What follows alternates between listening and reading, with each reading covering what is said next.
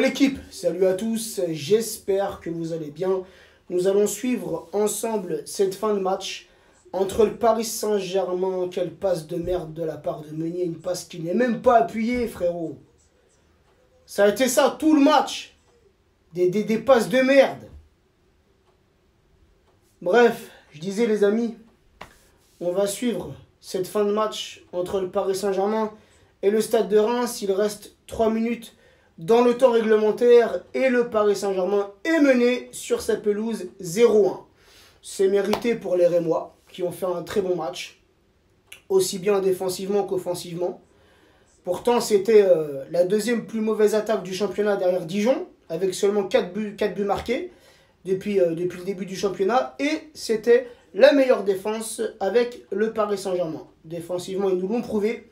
Très solide ces Rémois, hein, même s'il reste 2 minutes de jeu. Les Rémois qui sont bien partis pour s'imposer. Et un Paris Saint-Germain ce soir, complètement à la ramasse. Hein, c'est pas le Paris Saint-Germain qu'on a vu contre le Real, loin de là. C'est le jour et la nuit. C'est pas non plus le Paris Saint-Germain qu'on a vu dimanche contre Lyon. Là aussi, c'est le jour et la nuit. Alors, si on devait trouver une excuse à nos Parisiens, les amis, c'est les absents. Il y a beaucoup d'absents côté parisien. L'infirmerie déborde. Cavani, Mbappé, Verratti qui est suspendu pour ce match, Kehrer, Draxler, Silva qui n'était pas là, Icardi, Idrissa Gueye. Donc vraiment un effectif parisien affaibli, amoindri. Mais les gars, dans la logique des choses, même avec cette équipe que je citerai tout à l'heure, même avec cette compo, normalement tu t'imposes contre le Stade de Reims. Alors le Stade de Reims, j'ai pas envie de les critiquer, ça reste une bonne équipe de Ligue 1. Ils ont fait une très bonne saison l'an passé. Mais tout de même les gars, tu vois ce que je veux dire? Tu as des joueurs parisiens qui ont un niveau au-dessus des joueurs rémois. Donc logiquement, tu dois t'imposer. Mais non, ce soir on a vu un Paris Saint-Germain passer complètement à côté de son match. Revenons sur la compo les amis. Ce 4-3-3. Là je vois les minutes qui défilent les gars. Et sincèrement, on ne s'est pas montré dangereux ce soir. Offensivement, côté parisien, ça a été pauvre. C'est aucune construction ce soir les gars. Aucune. Et cette mauvaise relance de Navas. Tu relances dans l'axe, relance sur un côté. Franchement, les amis, ça, c'est le genre de match. Vous voyez, ça rend fou, les gars. On le sait très bien. Attention. On le sait très bien. On ne va pas gagner tous nos matchs. On le sait, les amis. Mais il y a une façon de perdre. Il y a une façon de s'incliner. Tu vois ce que je veux dire? Donne tout ce que tu as. Et même si l'équipe qui est en face de toi est plus forte et que tu t'inclines, c'est pas grave, ça arrive. Mais au moins, incline-toi avec fierté. Incline-toi avec la manière. Nous, à chaque fois qu'on s'incline, c'est qu'on joue comme des merdes. À chaque fois, les gars.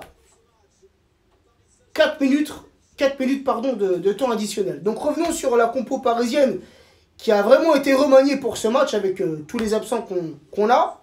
Donc le 4-3-3 avec Navas dans les cages parisiennes, Mbesso latéral droit, c'était sa première titularisation depuis le début de saison, et Diallo qui se fait. Heureusement qu'il est bien revenu.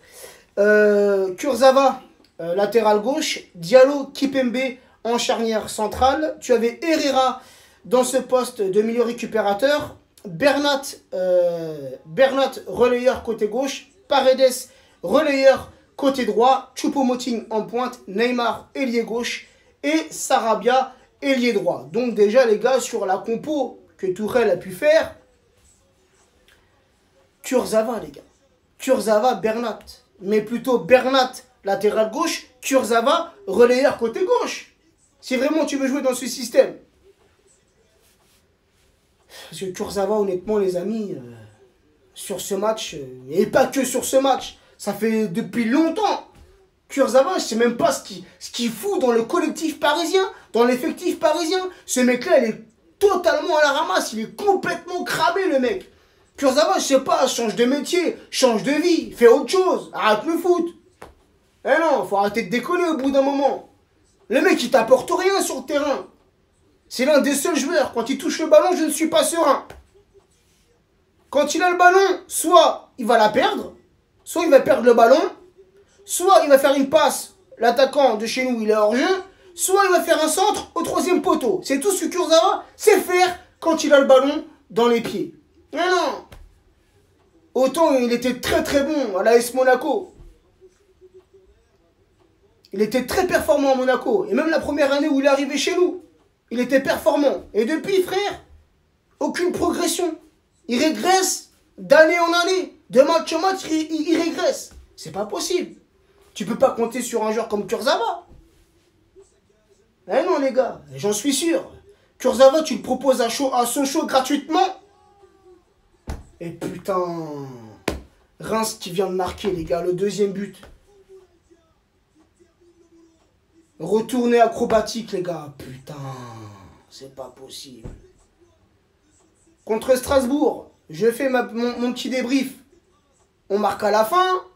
Contre Lyon, idem, on marque à la fin. Et là, ce soir, c'est Strasbourg, c'est Reims qui enfonce le clou. Ah non, les gars. Là, pareil. Diallo, Meunier, vous êtes là, vous êtes deux. Le mec, il est entre vous deux, il est tout seul. Il n'y a personne au marquage. C'est comme sur le premier but, les gars. C'est comme sur le premier but, à la 29e minute, là. Le but de... C'est Camara qui marque, qui ouvre le score pour les Rémois. C'est pareil. Déjà, il n'y a personne sur le centreur. Il n'y a personne. Kurzawa, il est là, il va même pas sur le porteur du ballon. Il a le temps d'ajuster son centre. Et Camara, les gars, il est esselé au deuxième poteau. Mbesso, il n'est pas en marquage. Il n'est pas derrière le joueur. Il est devant. Et ça, on l'apprend depuis le plus jeune âge. Et voilà, les amis, on s'incline. On s'incline à la maison 0-2. Mais non, les gars.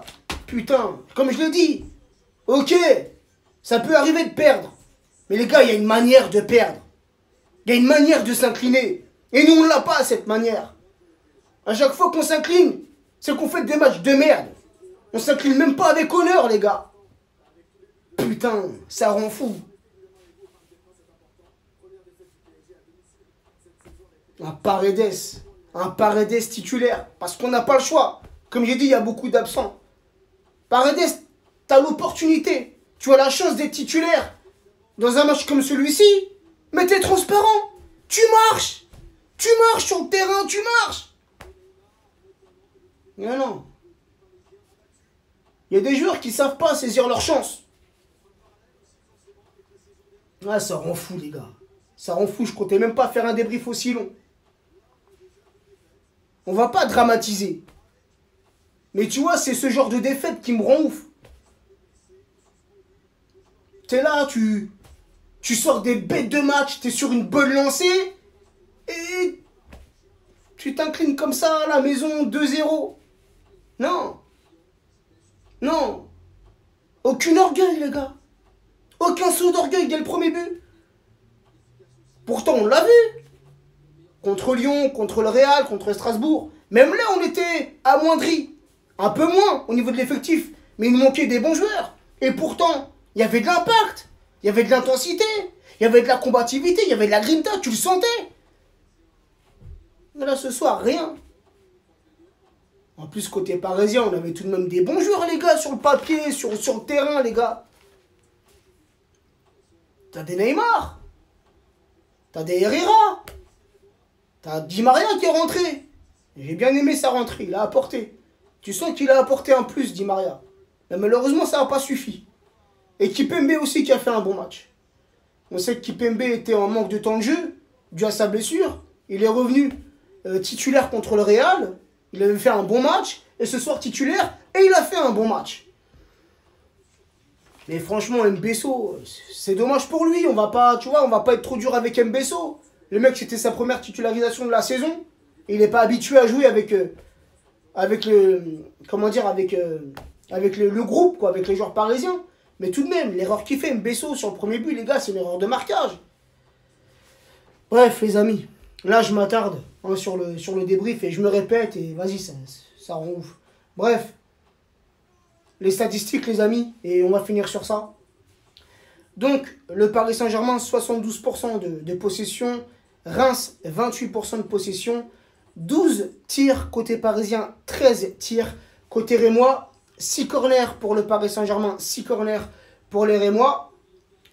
Tu as 3 tirs cadrés côté parisien, 2 tirs cadrés côté rémois. 0 occasion manquée côté parisien, 1 occasion manquée côté rémois. 4 hors-jeu pour le Paris Saint-Germain, 1 hors-jeu pour les rémois. Au niveau des passes, les amis, 90% de passes côté parisien, ça veut dire 670 passes réussies sur 741. Et côté rémois, tu as 73% de possession de passes, de précision de passes réussies, donc 203 passes réussies sur 277. Nombre de centres.